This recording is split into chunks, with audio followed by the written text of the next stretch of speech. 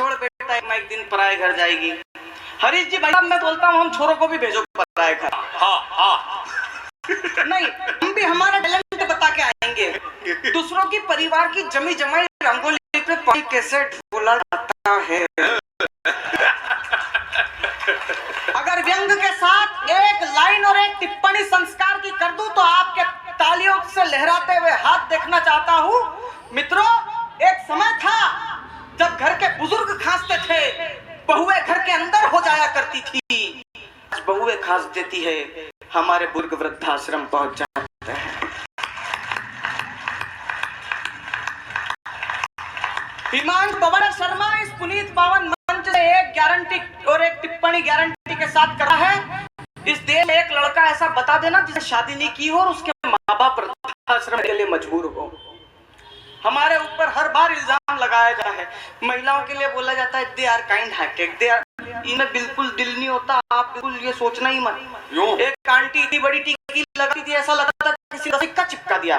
मैंने आंटी इतनी बड़ी बिंदी, बोले माँ कहती थी कि इससे पति की आयु बढ़ती है।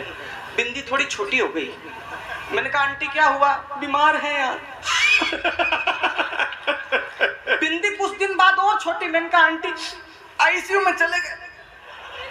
बिंदी एक दिन बिल्कुल बारीक। मैंने कहा आंटी आप, डॉक्टरों ने कह दिया इनको घर लेके चले जाओ, इनका कुछ भी नहीं हो सकता है, परेशान हो गए।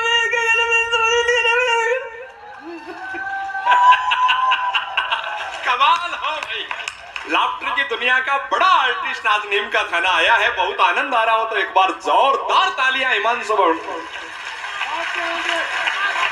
हकीकत बात कर रहा हूँ सर, 20 दिन पहले मुझे पटना इंटरनेशनल एयरपोर्ट पर बिंदी फूल में खुश होकर चिल्लाया। मैंने कहा आंटी बधाई, लगता अंकल ठीक हो गए। बोला काहे का, वो तो कब के निपट गए, मैंने ही दूसरी शादी कर ली। मैं जानता हूँ महिलाएं बैठी है, मुझे ये बात बहुत अच्छे से मालूम है। मैं खुद एक बेटी का पिता हूँ और 2 लाइनें लिखती है मेरी कलम कि मरुस्थल में मीठे पानी के कूप सी होती है ये बेटियां, हाँ यही बच्चियां साक्षात लक्ष्मी के रूप सी होती है। पर वाह नहीं भाई साहब, मेरी दिक्कत यह है कि ये लक्ष्मी का रूप मेरे को मेरी ही बेटी में दिखता है। मेरे ससुर की बेटी में तो भवानी ही नजर आती है। एक दिन मैंने मेरे ससुर जी को फोन लगाया, उन्होंने बोला हाँ हिमांशु जी बताओ क्या। ये बच्ची किसी की खो गई है, ये भी आप बिल्कुल टेंशन मत लीजिए। देखो जब 50% आरक्षण की बात आती है, हिमांशु भवंडर समाज में एक बात करता है, केवल 1.5 मिनट आपके बीच में हूं। 50% आरक्षण की बात आती है तो सारे विलन हम ही देते हैं। जब पुरुष और महिला बराबर हैं तो नेगेटिविटी भी आप बराबर देखिए। मैं एक छंद पढ़ता हूँ, कविता दीदी सुनिएगा। मंच को समर्पित करता हूँ, आप लोगों को समर्पित करता हूँ, सुनिए। स्वागत जी। कि रावण का अहंकार कंस जैसा क्रोध है तो कालकूट मंथरा की बोली का भी देखिए जी। वो जिसकी बेटी थी वो ले गए, अब आप ससुर की बेटी के पति को सुन लो। मैं बहुत गरीब और दुखी आदमी हूँ भाई साहब। 15 दिन के कवि सम्मेलन के बाद घर गया, आपको आपके घर पे खाना परोसा जाता होगा, मुझे डाला जाता है। रामू जी जो भी है मां समझ रही हूँ कि खाली बेटी आई है, घराड़ी सागे को नहीं आई। बिन बेरो है कि रामू जी बोल जाए। रात 2:30 बजे घर पहुंचा, मेरी घरवाली खाना ऐसे दे रही है मेरे को। मैंने कहा कैसी सूखी सूखी रोटी है, इस पे घी लगा दे। बोले जैसी दिए वैसी खा लो। मैंने कहा घी भी है नहीं, खा लो। मेरे को बहुत गुस्सा है, मेरे हाथ में मोबाइल था, मैंने मोबाइल फेंक के मारा। उसके हाथ में बेलन था साहब, उसने बेलन फेंक के मारा, सिर पे लगी, मेरे को सिर सूज गया मेरा। फिर वही कवि सम्मेलन की यात्रा, दूसरे दिन मेरे को और दीपा जी को जाना था।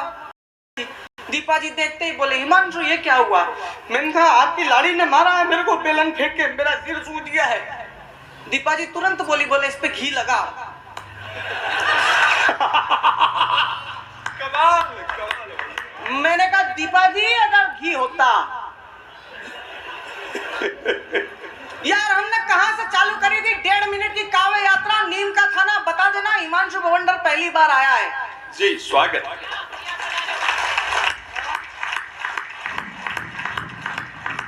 हम लोग कितने नकली हुए यार, शब्द का विधान नहीं, हमने हमारी मानवता कहां छोड़ दी।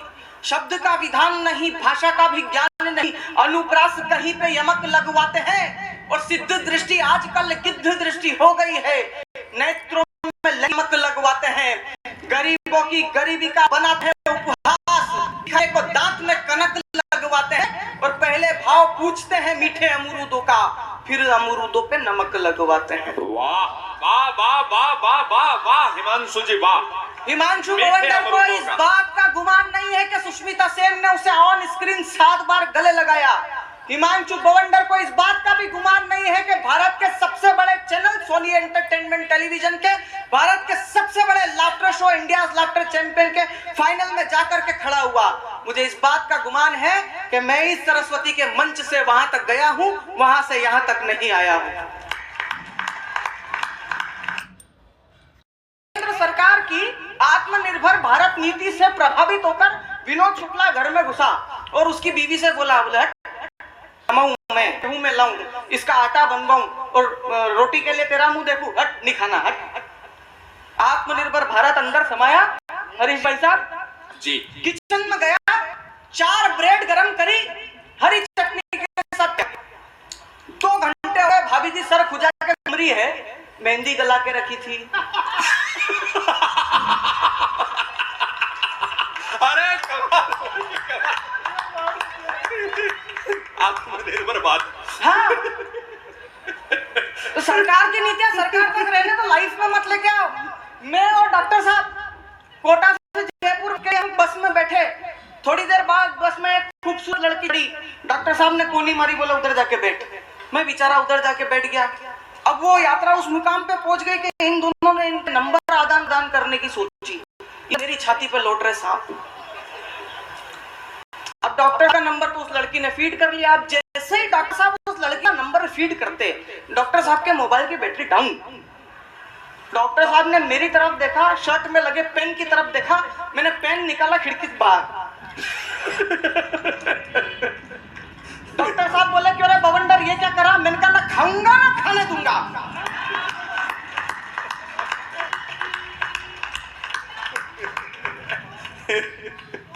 एडवर्टीजमेंट इंडस्ट्री वाले हम पुरुषों के साथ कितना अन्याय और अत्याचार करते हैं आप देखिए।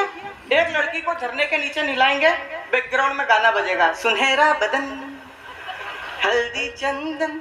क्यों, हम लड़कों को साबुन की जरूरत नहीं पड़ती नहाने के लिए? हम मिट्टी लगाते हैं, क्या करते क्या है? मैं बताऊं आपको, जितने विज्ञापन आप देखो, परफ्यूम का विज्ञापन महिला, टल्कम पाउडर विज्ञापन महिला, क्रीम का विज्ञापन महिला, साबुन का विज्ञापन, लड़कों के बच्चों के डायपर बेच रहे हैं महिला। पुरुषों के लिए कौन सा विज्ञापन है यार? एक इतनी तोंद लेके काले अंकल आजे गंदे टीवी स्क्रीन पे आते हैं, कम शुरू सिर्फ 6 सेकंड में। महिलाएं भी तालियां बजा सकती है। आप लोग बहुत महान होते हो, लेकिन हम पुरुषों के साथ द्वयम दर्जे का व्यवहार मत किया करो, क्योंकि कितने ही आप जाकर कटरा वैष्णो देवी के दर्शन कर जाओ, जब तक बेरू महाराज के दर्शन नहीं होते, दर्शन पूरे नहीं माने जाते।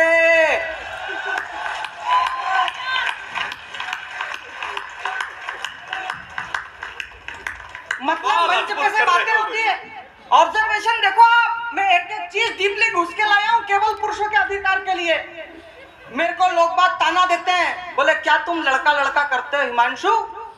जब ओलंपिक में तुम नालायक लड़कों ने घुटने टेक दिए तो यही साक्षी थी, यही सिंधु थी जो इस देश के लिए मेडल लेकर आई और इस देश की शान रखी।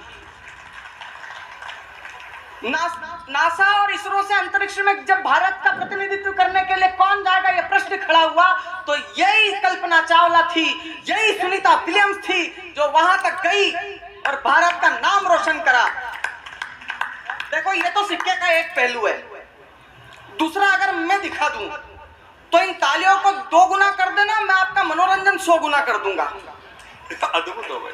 देखो क्या है, साक्षी और सिंधु के जितने कोच थे ना,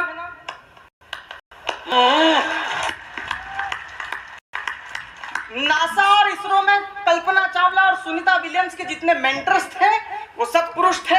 इस चीज से एक बात शुद्ध रूप से साबित होती है कि अगर महिला पुरुष की बात सुने, उस बात पे अमल करे, ज्यादा अपना दिमाग ना लगाए, तो चांद तक जा सकती है।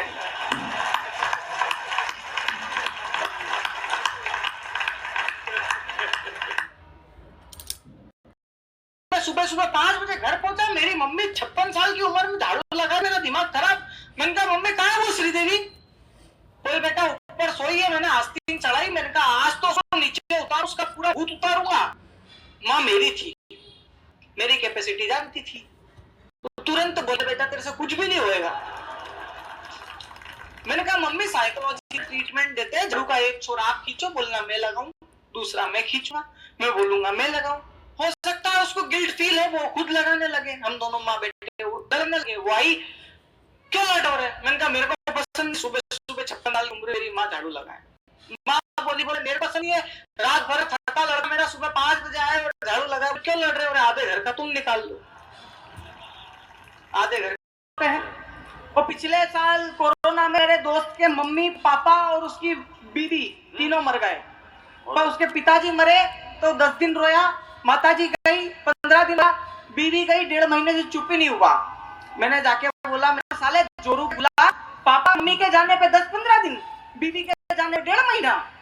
बोले भैया ये गांव वालों की वजह से रो रहा हूं। मैंने गांव वालों ने क्या करा?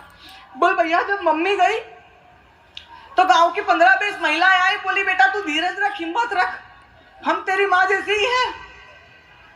बहुत अच्छे। भाई साहब पिताजी गए तो 15-20 बुजुर्ग आ गए, बोले बेटा तू धीरज रख, हिम्मत रख, हम तेरी माँ जैसे बाप जैसे ही है। भाई साहब 1.5 महीना हो गया, बीवी गई है। कमाल है यार। पुरुष, एक लड़के को आदत थी, फिल्मी डायलॉग बोलता था, फिल्मी डायलॉग बोलता था, अपनी बीवी से ही पूछ लिया कितने आदमी थे। अच्छा है। वो बीवी शरीफ थी, वो तुरंत बोली 3 थे। दूसरे दिन तलाक। दूसरा लड़के को आदत थी, वो हर बात में डायलॉग मारता था, तो तेरे को मालूम मेरा बाप कौन है? एक दिन नशे पत्ते में इसकी माँ से ही बोल दिया, बोले माँ आप जानते हो मेरा बाप कौन है? इसकी माँ बोली बोले बेटा केवल मैं ही जानती हूँ तेरा बाप कौन है। अच्छा है। अभी तक तो तेरा बाप भी ढंग से नहीं जानता कि तेरा बाप कौन है। कमाल है। ये बोलते हैं ना महिलाएं भोली होती है, बिल्कुल नहीं होती। मेरे यहाँ तो एक आंटी रहती थी, उन्होंने एक लंबा टीकी लगाती थी, ऐसा लगता था किसी ने 10 का कलदारी चिपकाया है माथे पे। मैंने आंटी इतनी लंबी बिंदी, बोले बेटा वो पत्ती की आयु बढ़ती है, ऐसा माँ कह के गई है। थोड़े दिन बाद बिंदी छोटी हो गई। मैंने कहा आंटी क्या हो गया? बोले बीमार हो गए। अच्छा है। चाचा जान थोड़ी देर बाद बिंदी और छोटी हो गई। मैंने कहा आप आईसीयू में चले गए। थोड़े दिन बाद बिंदी बिल्कुल बारीक। मैंने कहा वो डॉक्टरों ने कह दिया इनको घर लेके चले जाओ, इनका कुछ नहीं हो सकता। भैया मैं परेशान हो गया, भैया मैं क्या करूं, मेरे समझ नहीं दे रहे भैया, मेरे दर्द। नारियों में ताकत नहीं है, आज के पुरुष शक्तिशाली हैं। मैं इसका सबसे बड़ा प्रमाण देता हूं गंगापुर वालों। और बात अच्छी लगे और सच्ची लगे तो अपने शौर्य के सम्मान में, पुरुषों के शौर्य के सम्मान में आपके हाथ उठे, और अगर आपके हाथ नहीं उठेंगे तो मैं समझ जाऊंगा कि आप लोग पुरुष नहीं हैं। बहुत अच्छे। मित्रों, जब भी कोई लड़का या जब भी कोई पुरुष किसी सेन भगत की दुकान से या दाढ़ी कटिंग की दुकान से घर आता है तो आते ही सबसे पहले नहाता है।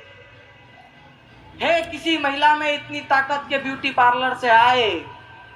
वाह बहुत अच्छे बेटा।